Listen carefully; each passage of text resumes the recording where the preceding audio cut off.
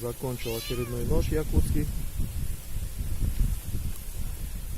Сделан на заказ Андрею, Екатеринбург. Что-то часто Екатеринбург заказывают. Так, деревянный вкладыш, дренажное отверстие, ножны кожаные, клинок, сталь 9 ХС,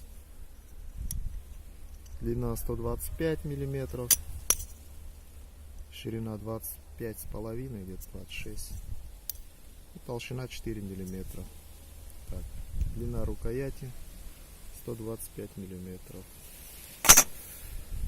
Тыльник просил чуть закруглить, побольше надо было, но так получился.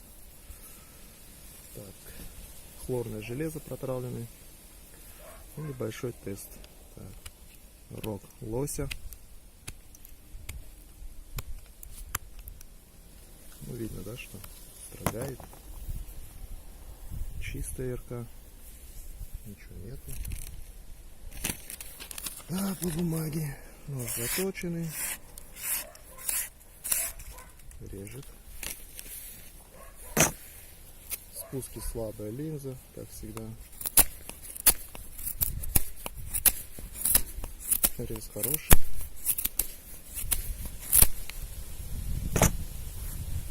Посадка на чопике.